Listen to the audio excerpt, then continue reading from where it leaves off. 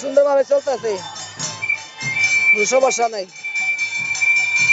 আমরা আহমেদাবাদ উৎসব হইতেছে, কোনো সমস্যা নাই। 6 দিন ধরে কোনো সমস্যা হইতেছে না, ভালোভাবে চলতেছে।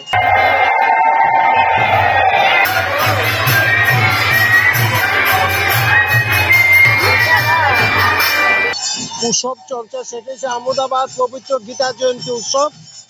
আমরা দীর্ঘ 31 বছর পালন করছি, এবার 32তম। আমাদের এই গীতা জয়ন্তী উৎসব পালন করতে গিয়ে আমাদের কোনো অসুবিধা হয় নাই, কোনো সমস্যা হয় নাই। আমরা সুন্দরভাবে পবিত্র গীতা জয়ন্তী উৎসব পালন করছি।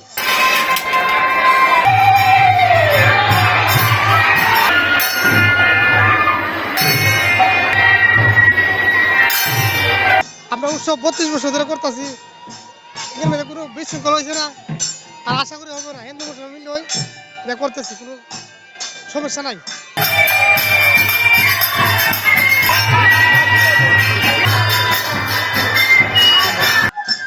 আমরা বিগত 32 বছর যাবতই পবিত্র গীতা জয়ন্তী উৎসব পালন করে আসছি।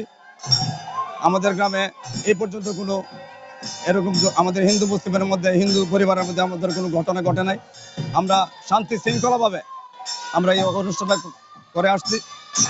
তবে কিছু কিছু ভারতীয় মিডিয়া প্রচার করছে যে আমাদের দেশে হিন্দুদের উপর অত্যাচার করা হচ্ছে। আমার মনে হয় আমাদের এই 32 বছরের ভিতরে আমাদের এই উপজেলার মধ্যে আমাদের হিন্দু যে কোনো উৎসব আমরা স্বাধীনভাবে আমরা পালন করে আসছি। আমাদের উপরে কোনো এই পর্যন্ত কোনো অপ্রীতিকর ঘটনা ঘটে নাই। বরং এবারে আমাদের হিন্দু মুসলিম ভাইরা আমাদেরকে যেভাবে আগ্রহ জুগিয়েছে যে কেন আপনারা উৎসব করবেন না, অবশ্যই আমরা আপনাদের সহযোগিতা করব। এই পর্যন্ত আজকে শেষ দিন। এই মুসলমান ভাইয়েরা এই আমাদেরকে প্রথম দিন থেকে আমাদেরকে এই সহযোগিতা করে আসছে, এখনো পর্যন্ত করতে আসছে। ইনশাল্লাহ আর মনে হয় আমাদের মধ্যে আর এই ধরনের ঘটনা হবে না। আমরা এই আমাদের গ্রামের মধ্যে হিন্দু মুসলিম আমরা ভাই ভাই এইভাবে বসবাস করে আসছি। আমাদের মধ্যে একটা সম্প্রীতি ভাব এখনো রয়ে গেছে, ভবিষ্যতেও থাকবে।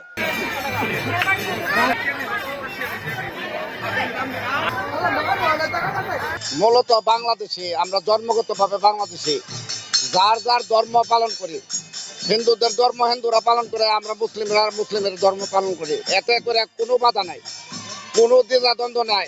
জন্ম থেকে আমরা এই বয়স হয়েছে, হিন্দুরা ফ্রিভাবে তারা ধর্ম পালন করে যাচ্ছে। আমরা সহযোগিতা করি এবং তাদের ধর্মের মধ্যে কোনো বিশৃঙ্খলা নাই। সরজমিনে তো আপনারা দেখতে আছেন তারা কিভাবে এখানে ধর্ম পালন করতেছে, আপনারা সরজমিনে দেখতেছেন।